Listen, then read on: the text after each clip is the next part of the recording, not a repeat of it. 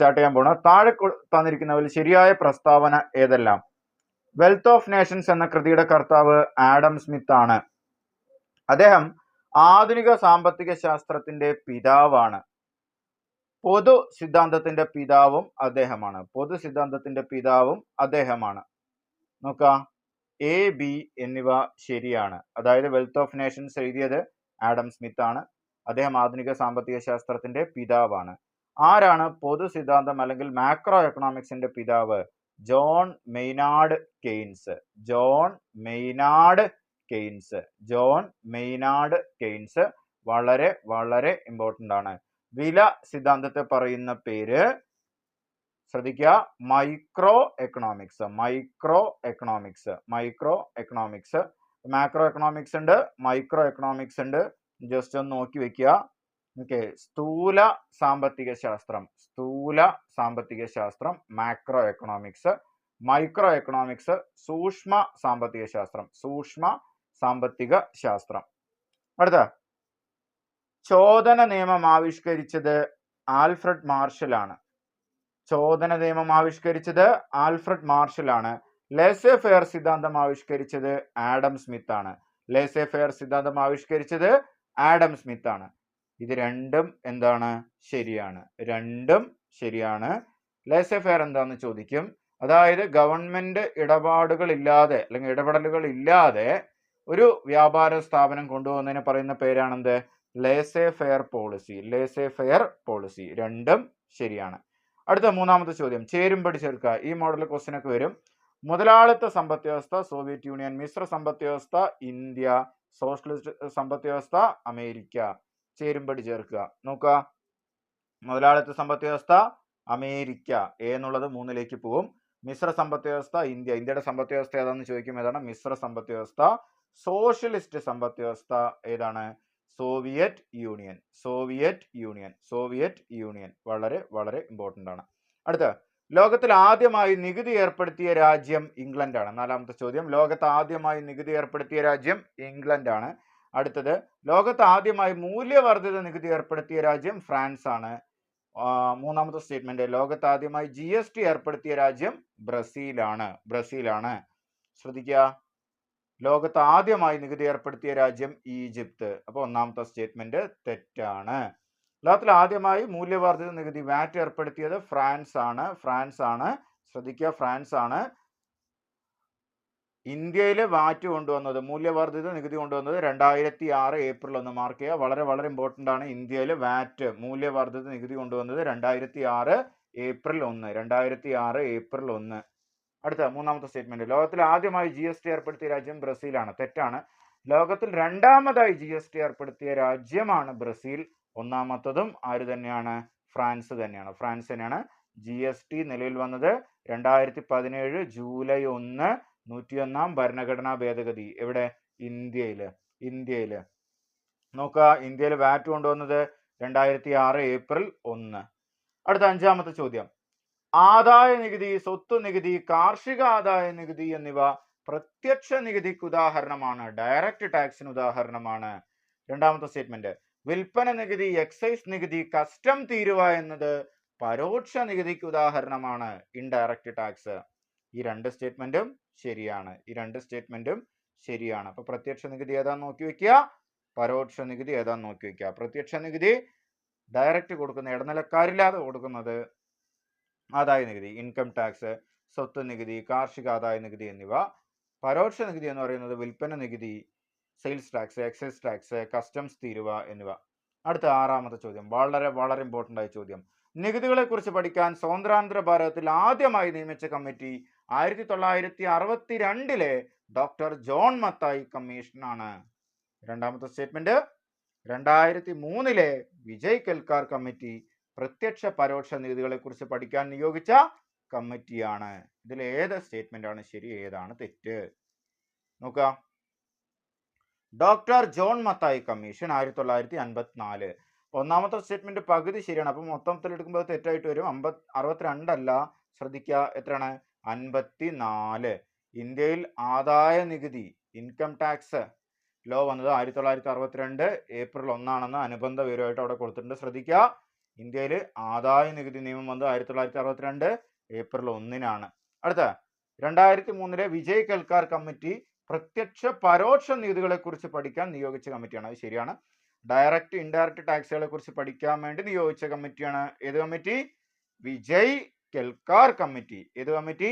Vijay കെൽക്കാർ committee 2003. നികുതി പരിഷ്കരണ commission Raja Chellaiah committee 1991. വേണം എങ്ങനെ ചോദിക്കാം, ടാക്സ് റീഫോർമേഷന് വേണ്ടി കൊണ്ടുവന്ന കമ്മിറ്റി ഏതെന്ന് ചോദിക്കും. 1991 രാജാ ചെല്ലയ്യ കമ്മിറ്റി. രാജാ ചെല്ലയ്യ കമ്മിറ്റി. അടുത്തത് 7ാമത്തെ ചോദ്യം. നികുതികളെ കുറിച്ച് പരാമർശമുള്ള ഭരണഘടനാ ആർട്ടിക്കിൾ ഏത്? നികുതികളെ കുറിച്ച് പരാമർശമുള്ള ഭരണഘടനാ ആർട്ടിക്കിൾ ഏത്? ഏതാണറിയോ? ആർട്ടിക്കിൾ 265. മാർക്ക് ചെയ്യുക, ആർട്ടിക്കിൾ 265. അടുത്ത 8ാമത്തെ ചോദ്യം. ലോകത്തിലെ ഏറ്റവും പഴക്കം ചെന്ന stock exchange Bombay stock exchange ആണ്. 1ാമത്തെ സ്റ്റേറ്റ്മെന്റ്. 2ാമത്തെ, ഇത് സ്ഥാപിതമായത് 1875-ലാണ്. അടുത്ത 3ാമത്തെ സ്റ്റേറ്റ്മെന്റ്, ഇതിന്റെ ആസ്ഥാനം ദലാൽ സ്ട്രീറ്റ് ആണ്. ദലാൽ സ്ട്രീറ്റ് ആണ്. നോക്ക, ലോകത്തിലെ ഏറ്റവും പഴക്കം ചെന്ന stock exchange Amsterdam stock exchange. ഏതാണ്? Amsterdam stock exchange. ലോകത്തിലെ ഏറ്റവും വലുത് ന്യൂയോർക്ക് സ്റ്റോക്ക് എക്സ്ചേഞ്ച്. എവിടത്തെ? വാൾ സ്ട്രീറ്റിലെ. ഒരിക്കൽ അങ്ങനെ ചോദിച്ചിട്ടുണ്ട്. Wall Street. അതിന്റെ ആസ്ഥാനം എവിടെയാണ്? Wall Street. ഏഷ്യയിലെ ഏറ്റവും പഴക്കം ചെന്ന സ്റ്റോക്ക് എക്സ്ചേഞ്ച് ആണ് ഏത്? Bombay stock exchange. 1ാമത്തെ സ്റ്റേറ്റ്മെന്റ് മാത്രം അതിൽ തെറ്റാണ്. ലോകത്തിലെ ഏറ്റവും പഴക്കം ചെന്ന stock exchange Amsterdam stock exchange. Amsterdam stock exchange. അടുത്തത് 9ാമത്തെ ചോദ്യം. ബാങ്ക് ഓഫ് ഹിന്ദുസ്ഥാൻ സ്ഥാപിതമായത് 1770 മുംബൈയിലാണ്. 2ാമത്തെ, പൂർണ്ണമായും ഇന്ത്യൻ മൂലധനം ഉപയോഗിച്ച് സ്ഥാപിതമായ ആദ്യ ബാങ്ക് പഞ്ചാബ് നാഷണൽ ബാങ്ക് ആണ്. 3ാമത്തെ സ്റ്റേറ്റ്മെന്റ്, അതിന്റെ സ്ഥാപകനായ ഗാന്ധിജി തന്നെയാണ് അത് ഉദ്ഘാടനം ചെയ്തത്. ഏത്? Punjab national bank. നോക്കുക, ഇതിൽ ഏതൊക്കെ സ്റ്റേറ്റ്മെന്റ് ആണ് ശരി? ശ്രദ്ധിക്കുക. ഇതില് പൂർണ്ണമായും ഇന്ത്യൻ മൂലധനം ഉപയോഗിച്ച് നിർമ്മിച്ച ബാങ്ക് ഏതാണ്? പഞ്ചാബ് നാഷണൽ ബാങ്ക് ആണ്. സ്ഥാപകൻ ആരാണ്? ലാലാ ലജ്പത് റായ്. അപ്പൊ സ്വാഭാവികമായിട്ടും ബിയും സി എന്നുള്ള സ്റ്റേറ്റ്മെന്റ് തെറ്റിപ്പോയി. ഇനി എ എന്നുള്ള സ്റ്റേറ്റ്മെന്റ് നമുക്ക് നോക്കുക. ബാങ്ക് ഓഫ് ഹിന്ദുസ്ഥാൻ സ്ഥാപിതമായത് 1770 തന്നെയാണ്. SCERT ടെക്സ്റ്റിൽ അത് പറയുന്നുണ്ട്. പക്ഷേ അതിന്റെ ആസ്ഥാനം മുംബൈ അല്ല. ഏതാണ്? കൊൽക്കത്തയാണ്. ഇതിലെല്ലാ സ്റ്റേറ്റ്മെന്റും എന്താണ്? തെറ്റാണ്. ഇതിലെല്ലാ സ്റ്റേറ്റ്മെന്റും തെറ്റാണ്. ഇതിലെല്ലാ സ്റ്റേറ്റ്മെന്റും തെറ്റാണ്. ശ്രദ്ധിക്കുക. Bank of Hindustan 1770 Kolkata. എവിടെയാണ്? കൊൽക്കത്ത. അടുത്ത 1919 സ്ഥാപിതമായ യൂണിയൻ ബാങ്ക് ഓഫ് ഇന്ത്യയാണ് ഗാന്ധിജി ഉദ്ഘാടനം ചെയ്തത്. ഗാന്ധിജി ഉദ്ഘാടനം ചെയ്ത ബാങ്ക് 1919 സ്ഥാപിതമായ യൂണിയൻ ബാങ്ക് ഓഫ് ഇന്ത്യ. ഇന്ത്യയിലെ ഏറ്റവും പഴക്കം ചെന്ന പൊതുമേഖലാ ബാങ്ക് അലഹാബാദ് ബാങ്ക്. 1865 സ്ഥാപിതമായ അലഹാബാദ് ബാങ്ക് ആണ് ഇന്ത്യയിലെ ഏറ്റവും പഴക്കം ചെന്ന പൊതുമേഖലാ ബാങ്ക്. അടുത്ത, ഇന്ത്യക്ക് പുറത്ത് ആദ്യമായി ശാഖ ആരംഭിച്ച ബാങ്ക് ബാങ്ക് ഓഫ് ഇന്ത്യ. ഇന്ത്യക്ക് പുറത്ത് ആദ്യമായി ശാഖ ആരംഭിച്ച ബാങ്ക് ബാങ്ക് ഓഫ് ഇന്ത്യ 1946 ലണ്ടനിലായിരുന്നു. ഇന്ത്യയിൽ ഇന്ന് നിലവിൽ 12 പൊതുമേഖലാ ബാങ്കുകളുണ്ട്. എത്ര പൊതുമേഖലാ ബാങ്കുകളാണ്? 12 പൊതുമേഖലാ ബാങ്കുകളുണ്ട്. RBI ആക്ട് പാസ്സാക്കിയത് 1934 ഹിൽട്ടൺ യങ് കമ്മീഷൻ. എന്ത് കമ്മീഷൻ? Hilton Young commission. അടുത്ത, സ്ഥാപിതമായത് 1935 ഏപ്രിൽ 1. സ്ഥാപിതമായത് 1935 ഏപ്രിൽ 1 RBI സ്ഥാപിതമായത്. RBIയുടെ ആദ്യത്തെ ഗവർണർ സർ ഓപ്സോൺ സ്മിത്ത്. സർ ഓ സ്മിത്ത്. RBI നാഷണലൈസ് ചെയ്തത് 1949 ജാനുവരി 1. 1949 ജാനുവരി 1. എല്ലാവർക്കും അറിയാം SBI imperial bank of India ആയിരുന്നു. 1955 July 1 imperial bank of India എന്തായി മാറി? SBI ആയി മാറി. RBI ഒരു ഇന്ത്യൻ ബാങ്കായി മാറിയത് 1949 ജാനുവരി 1.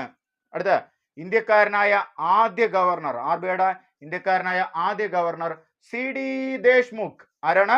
CD ദേശ്മുഖ്.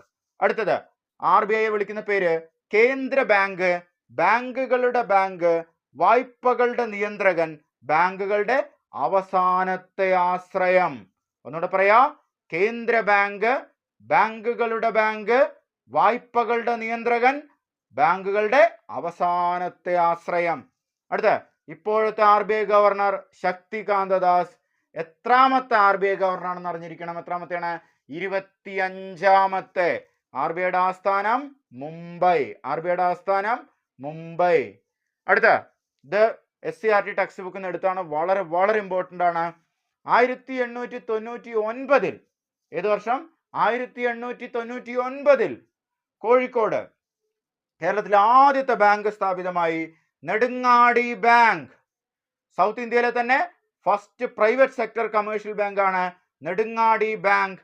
ആദ്യ നോവലായ, മലയാളത്തിലെ ആദ്യ നോവലായ കുന്തലതയുടെ കർത്താവ് അപ്പു നെടുങ്ങാടി. അപ്പു നെടുങ്ങാടി സ്ഥാപിച്ചതാണ് ഏത്? നെടുങ്ങാടി ബാങ്ക്. അടുത്ത ബാങ്ക് ദേശസാൽക്കരണം 2 തവണ നടന്നിട്ടുണ്ട്. 1969, 1980.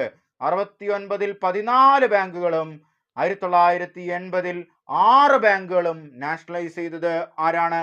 ഇന്ദിരാഗാന്ധി. ആരാണ് ബാങ്ക് നാഷണലൈസ് ചെയ്ത ഇന്ത്യൻ പ്രധാനമന്ത്രി ആരാന്ന് ചോദിക്കും. ഇന്ദിരാഗാന്ധി. ഇന്ദിരാഗാന്ധി. അടുത്ത ഇന്ത്യയിൽ ആദ്യമായി ATM ആരംഭിച്ച ബാങ്ക് HSBC. HSBC. അതേ ക്വസ്റ്റ്യൻ കേരളത്തിൽ ചോദിച്ചാലോ? കേരളത്തിൽ ആദ്യമായി ഓട്ടോമേറ്റഡ് ടെല്ലർ മെഷീൻ കൊണ്ടുവന്നത് British Bank of Middle East. ആരാണ്?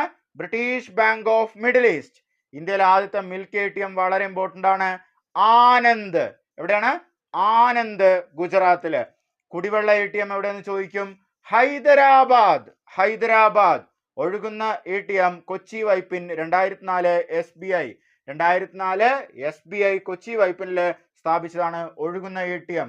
അടുത്ത കറണ്ട് അഫയർ ക്വസ്റ്റ്യൻ ആയിട്ട് കഴിഞ്ഞ തവണ ചോദിച്ചാണ്. വളരെ വളരെ ഇമ്പോർട്ടൻ്റ് ആണ്. ഫസ്റ്റ് ഗ്രെയിൻ ATM, ഫസ്റ്റ് ധാന്യ ATM ഏത്? ഗുരുഗ്രാം, ഹരിയാന. ഗുരുഗ്രാം, ഹരിയാന. അടുത്ത 10ാമത്തെ ചോദ്യം. ഇന്ത്യയിൽ ആദ്യമായി ബാങ്കുകൾ നാഷണലൈസ് ചെയ്യുമ്പോൾ പ്രസിഡന്റ് നീലം സഞ്ജീവ് റെഡ്ഡി ആയിരുന്നു. 1ാമത്തെ സ്റ്റേറ്റ്മെന്റ്. 2ാമത്തെ സ്റ്റേറ്റ്മെന്റ്, 2ാം ഘട്ടം ബാങ്ക് നാഷണലൈസ് ചെയ്യുമ്പോൾ പ്രസിഡന്റ് VV ഗിരി ആയിരുന്നു. എന്താണ് ഉത്തരം? ശ്രദ്ധിക്കുക. 1ാമത്തത് 69-ലല്ലേ, 2ാമത്തത് 80 അല്ലേ? ഇത് നേരെ തിരിച്ചിട്ടാ ശരിയാവും. 2 സ്റ്റേറ്റ്മെന്റും തെറ്റാണ്. 1969 VV ഗിരി. 1969 VV ഗിരി. 1980 നീലം സഞ്ജീവ് റെഡ്ഡി. നീലം സഞ്ജീവ് റെഡ്ഡി. അപ്പൊ നമ്മൾ പ്രധാനമന്ത്രിമാര് മാത്രം പഠിച്ചിട്ട് പോവും. പക്ഷെ അവരെന്ത് ചോദിക്കും? പ്രസിഡന്റ് ചോദിക്കും. അടുത്ത 11ാമത്തെ ചോദ്യം. ഇന്ത്യയിലെ എല്ലാ കറൻസി നോട്ടുകളിലും ഒപ്പുവെക്കുന്നത് RBI ഗവർണറാണ്. 1ാമത്തെ സ്റ്റേറ്റ്മെന്റ്. 2ാമത്തത് 200 രൂപ നോട്ടിൽ ചെങ്കോട്ട മാർക്ക് ചെയ്തിരിക്കുന്നു. 3ാമത്തെ സ്റ്റേറ്റ്മെന്റ്, കറൻസി നോട്ടിൽ ഒരു വശത്ത് ഇങ്ങനെ 15 ഭാഷകൾ എഴുതിയിട്ടുണ്ടാവുമല്ലോ. മൊത്തം 17 ഭാഷകളാണ്. സൈഡിൽ 15 ഭാഷകൾ എഴുതിയിട്ടുണ്ടാവുമല്ലോ. ആദ്യത്തെ മൂല്യം രേഖപ്പെടുത്തിയിരിക്കുന്നത് ഹിന്ദിയിലും അവസാന മൂല്യം രേഖപ്പെടുത്തിയിരിക്കുന്നത് ഇംഗ്ലീഷിലുമാണ്.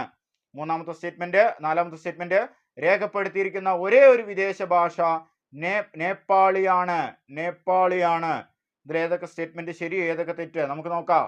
ഇന്ത്യയിലെ എല്ലാ കറൻസി നോട്ടിലും ഒപ്പുവെക്കുന്നത് RBI ഗവർണറാണ്. ശരിയോ തെറ്റോ? തെറ്റാണ്. 1 രൂപയുടെ നോട്ട് കേന്ദ്ര ധനകാര്യ സെക്രട്ടറിയാണ്. അടുത്ത് 200 രൂപയിൽ ചെങ്കോട്ടയല്ല, സാഞ്ചി സ്തൂപം. അശോകൻ സ്ഥാപിച്ച മധ്യപ്രദേശിലെ സാഞ്ചി സ്തൂപമാണ് ഇതിലുള്ളത്, 200 രൂപ നോട്ടിലുള്ളത്. 1ാമത്തെ സ്റ്റേറ്റ്മെന്റ് 2ാമത്തെ സ്റ്റേറ്റ്മെന്റും തെറ്റ്. 3ാമത്തെ സ്റ്റേറ്റ്മെന്റ്, കറൻസി നോട്ടിൽ സൈഡിൽ എഴുതിയിരിക്കുന്നത് ആദ്യത്തെ ഭാഷ അസാമീസും അവസാനത്തത് ഉറുദുവുമാണ്. അസാമീസിൽ ആരംഭിച്ച് ഉറുദുവിൽ അവസാനിക്കുന്നു. അതും തെറ്റാണ്. രേഖപ്പെടുത്തിയിരിക്കുന്ന ഒരേ ഒരു വിദേശ ഭാഷ നേപ്പാളിയാണ്. ഡി മാത്രം ശരി. ഡി മാത്രം ശരി. ശ്രദ്ധിക്കുക. 1000 രൂപയുടെ നാണയം RBI പുറത്തിറക്കിയത് 2012-ലാണ്. 2012-ലാണ്. അടുത്ത് നാണയങ്ങളിൽ മുദ്രണം ചെയ്യപ്പെട്ട ആദ്യ മലയാളി ശ്രീനാരായണ ഗുരു 2006. ആദ്യ വനിത അൽഫോൻസാമ. 25 പൈസ നിർത്തലാക്കിയത് 2011 ജൂൺ 30. ജൂൺ 30. രൂപയ്ക്ക് ഒരു ചിഹ്നം നൽകിയത് ആരാണ്? കഴിഞ്ഞ നമ്മൾ പറഞ്ഞിട്ടുണ്ടായിരുന്നു. ആരാണ് അത്? അതേപോലെ ചോദിച്ചിട്ടുണ്ടായിരുന്നു. D Udayakumar. 2010 July 15. D Udayakumar. വളരെ വളരെ ഇമ്പോർട്ടന്റ് ആണ്. അടുത്ത 12ാമത്തെ ചോദ്യം. ചേരുംപടി ചേർക്കുക. മിച്ച ബജറ്റ് എന്ന് പറയുന്നത് വരുമാനവും ചെലവും തുല്യമാകുമ്പോഴാണ്. കമ്മി ബജറ്റ് എന്ന് പറയുന്നത് വരുമാനം ചെലവിനേക്കാളും കൂടുന്ന സമയത്താണ്. സന്തുലിത ബജറ്റ് എന്ന് പറയുന്നത് വരുമാനം കുറവും ചെലവ് കൂടുമ്പോഴുമാണ്. അതിലേതാണ് ശരി അല്ലെങ്കിൽ ചേരുംപടി ചേർക്കാനാണ് പറഞ്ഞത്. എന്താണ് മിച്ച ബജറ്റ്? പൈസ കൂടുതൽ വരിക അല്ലെ. അപ്പൊ പൈസ കൂടുതൽ വരിക പറയുമ്പോ എന്താണ്? വരുമാനം കൂടുക, ചെലവ് കുറയുക. രണ്ടുമായിട്ട് മാർക്ക് ചെയ്യുക. മിച്ച ബജറ്റ് വരുമാനം കൂടുതലാണ് എന്തിനേക്കാൾ? ചെലവിനേക്കാൾ. മിച്ച ബജറ്റ്. അടുത്ത കമ്മി ബജറ്റ് ചെലവ് കൂടുന്നു എന്തിനേക്കാൾ? വരുമാനത്തിനേക്കാൾ. ബി 3 മാർക്ക് ചെയ്യുക. അടുത്തത് സി എന്താണ്? സന്തുലിത ബജറ്റ്. വളരെ വളരെ ഇമ്പോർട്ടന്റ് ആണ്.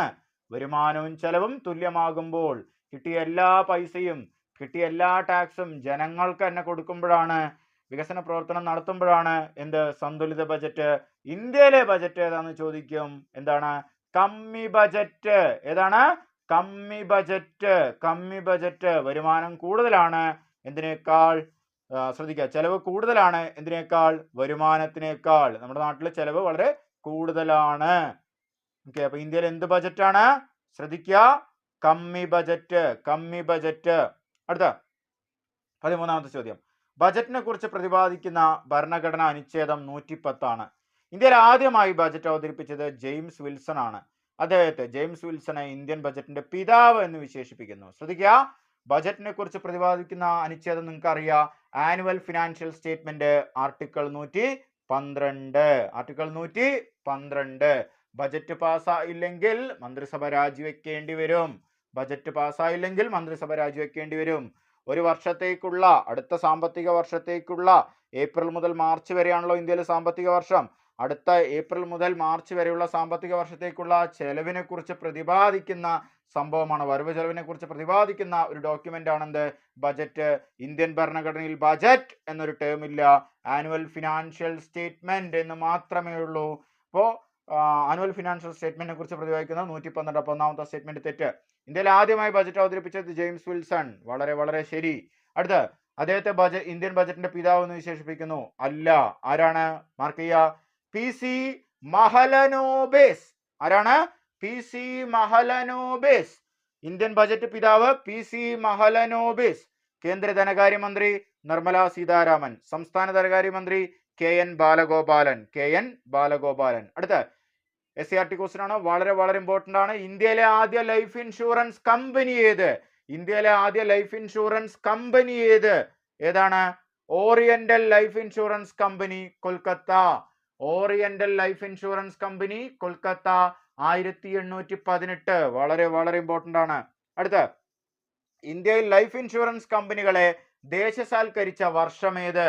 ഇന്ത്യയിൽ ലൈഫ് ഇൻഷുറൻസ് കമ്പനികളെ ദേശസാൽക്കരിച്ച വർഷമേത്? ഏതാണ്? 1956. 1956.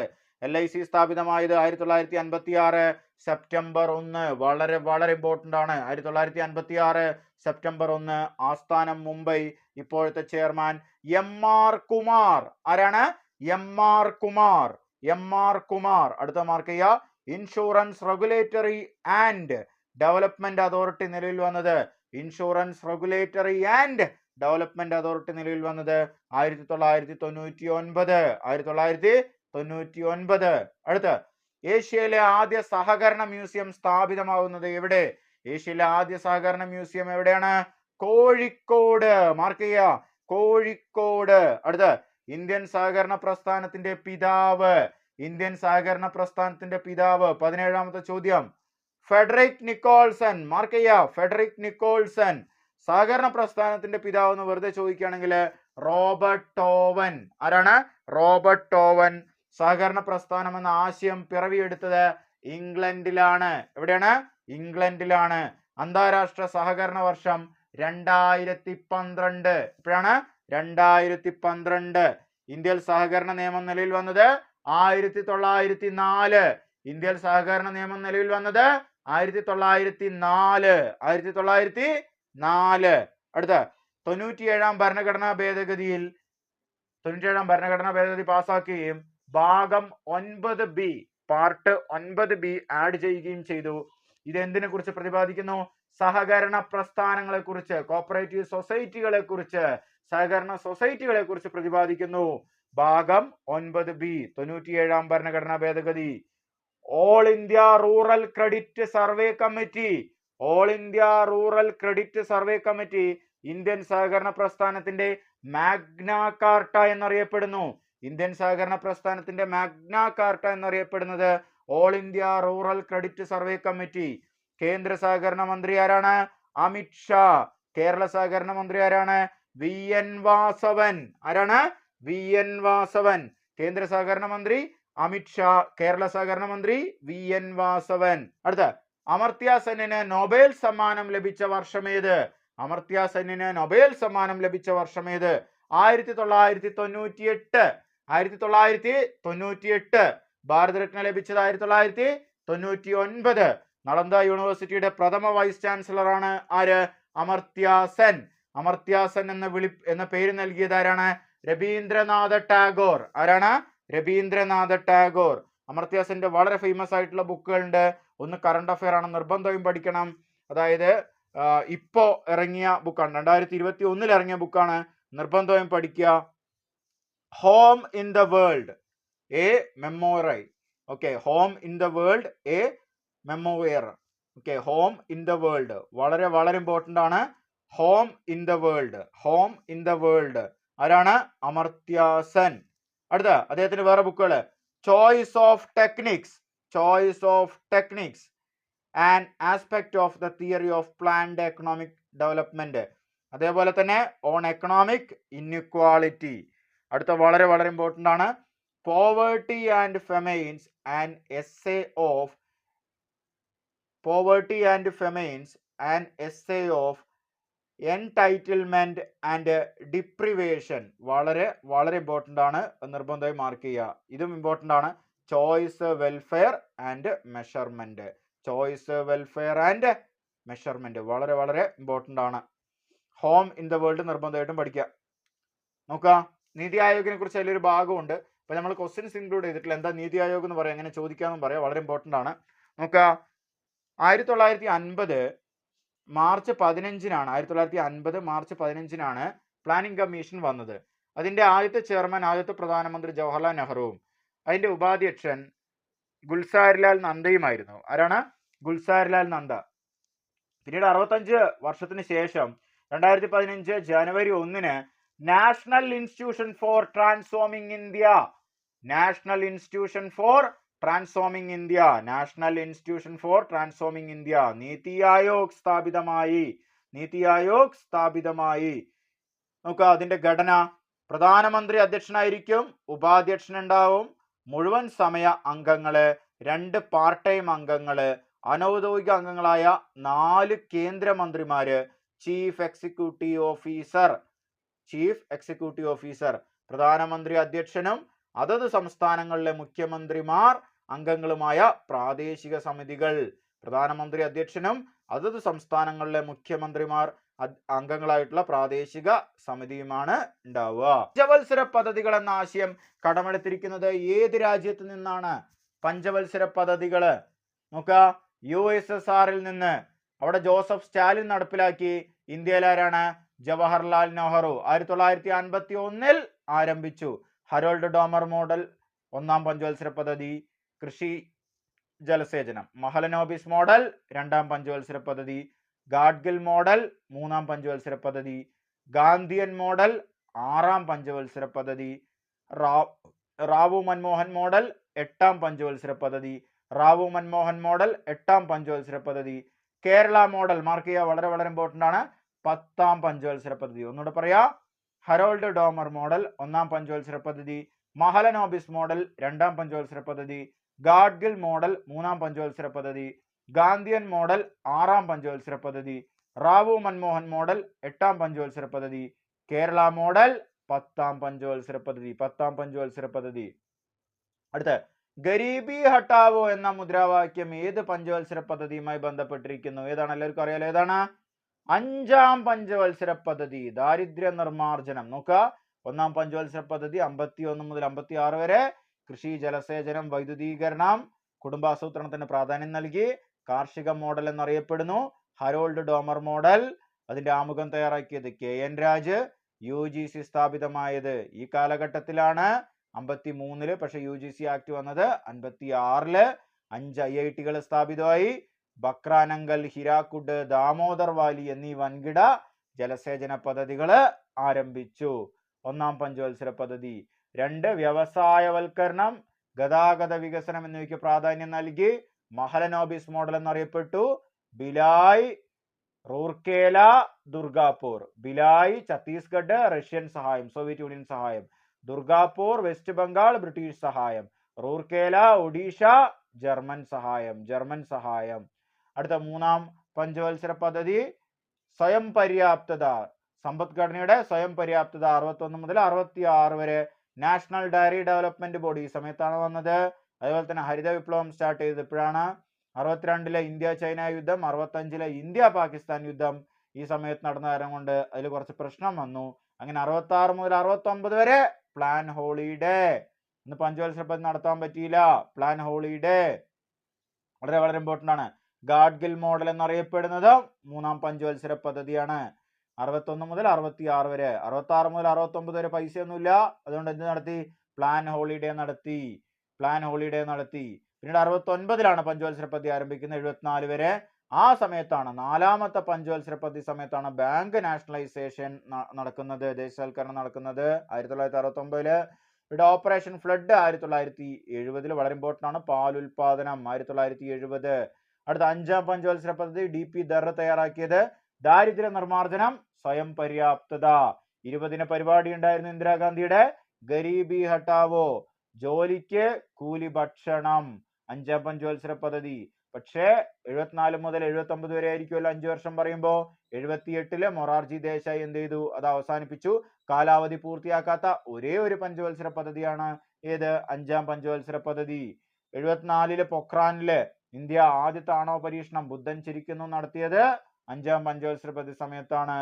പിന്നീട് അതേപോലെ തന്നെ ആഭ്യന്തര അടിയന്തരാവസ്ഥ പ്രഖ്യാപിച്ചതും 5-ാം പഞ്ചവത്സര പദ്ധതി സമയത്താണ്. പിന്നീട് 5-ാം പഞ്ചവത്സര പദ്ധതി കഴിഞ്ഞിട്ട് 6 നടപ്പിലാക്കിയില്ല. 78 മുതൽ 80 വരെ. ഗുണ്ണാർ മിർദാൽ, ഏഷ്യൻ ഡ്രാമ എന്ന ബുക്ക് എഴുതിയ ഗുണ്ണാർ മിർദാലിന്റെ റോളിംഗ് പ്ലാൻ ആണ് മൊറാർജി ദേശായി 78 മുതൽ 80 വരെ നടപ്പിലാക്കിയത്. 6, 88, 85, 7, 85, 8, 90 ഈ സമയത്താണ് IT-ക്ക് പ്രാധാന്യം നൽകിയത്. അടുത്ത 8-ാം പഞ്ചവത്സര പദ്ധതി 92 മുതൽ 97 വരെ. മൻമോഹൻ മോഡൽ എന്നറിയപ്പെടുന്നത് ആ സമയത്താണ്. പ്രധാനമന്ത്രി റോസ്ഗാർ യോജന. റോസ്ഗാർ മീൻസ് തൊഴില്. പ്രധാനമന്ത്രി റോസ്ഗാർ യോജന ആരംഭിച്ചത്.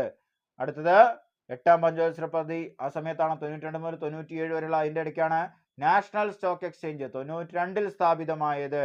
പിന്നീട് അതേപോലെ തന്നെ നോക്കുക, പഞ്ചായത്തി രാജ് വന്നതും ഈ 8-ാം പഞ്ചവത്സര പദ്ധതി സമയത്താണ് നിലവിൽ വന്നത് 93-ല്. അതേപോലെ തന്നെ ഇന്ത്യ 1995-ല് വളരെ വളരെ ഇമ്പോർട്ടന്റ് ആണ്. വേൾഡ് ട്രേഡ് ഓർഗനൈസേഷൻ, ലോക വ്യാപാര സംഘടനയിൽ അംഗമായി. അതും ഈ 8-ാം പഞ്ചവത്സര പദ്ധതി സമയത്താണ്. 9 സ്ത്രീ ശാക്തീകരണം ജനകീയ പദ്ധതി എന്നൊക്കെ അറിയപ്പെടുന്നത്. ഇന്ത്യയുടെ 2-ാം ആണവ പരീക്ഷണം നടത്തിയത് 9-ാം പഞ്ചവത്സര പദ്ധതി സമയത്താണ്. 97 to 2002. ഓപ്പറേഷൻ ശക്തി നടത്തിയത് എപ്പോഴാണ്? 9-ാം പഞ്ചവത്സര പദ്ധതി സമയത്താണ് 2-ാം ആണവ പരീക്ഷണം. അടുത്ത കേരള മോഡൽ 10-ാം പഞ്ചവത്സര പദ്ധതി 2002 to 2007. 11 ശ്രദ്ധിക്കുക, എല്ലാവരെയും ഉൾക്കൊള്ളിച്ചുകൊണ്ടുള്ള വളർച്ച. 2007 മുതൽ 2012 വരെ എല്ലാവരെയും ഉൾക്കൊള്ളിച്ചുകൊണ്ടുള്ള വളർച്ച, സുസ്ഥിര വികസനം അല്ലെങ്കിൽ ഭക്ഷ്യവസ്തുക്കളുടെ സുസ്ഥിരത. ഓക്കെ, എല്ലാം വരുന്നതിലാണ്. 11-ാം പഞ്ചവത്സര പദ്ധതിയിലാണ്. 2007 to 12. നോക്കുക, ശ്രദ്ധിക്കുക, ഇതിൽ വളരെ ഇമ്പോർട്ടന്റ് നിങ്ങൾ നിർബന്ധമായും പഠിക്കേണ്ടത് ഹരോൾഡ് ഡോമർ മോഡൽ 1-ാം പഞ്ചവത്സര പദ്ധതി, മഹലനോബിസ് 2-ാം പഞ്ചവത്സര പദ്ധതി, ഗാഡ്ഗിൽ മോഡൽ 3-ാം പഞ്ചവത്സര പദ്ധതി, ഗാന്ധിയൻ മോഡൽ 6-ാം പഞ്ചവത്സര പദ്ധതി, റാവു മൻമോഹൻ മോഡൽ 8-ാം പഞ്ചവത്സര പദ്ധതി, കേരള മോഡൽ 10-ാം പഞ്ചവത്സര പദ്ധതി. വളരെ ഇമ്പോർട്ടന്റ് ആയ എല്ലാ ചോദ്യങ്ങളും നമ്മൾ A to Z ഇവിടെ പറഞ്ഞിട്ടുണ്ട്. ഇത് കേട്ടുകൊണ്ടേയിരിക്കുക, എഴുതിയെടുക്കുക, 5 മാർക്കും കരസ്ഥമാക്കുക.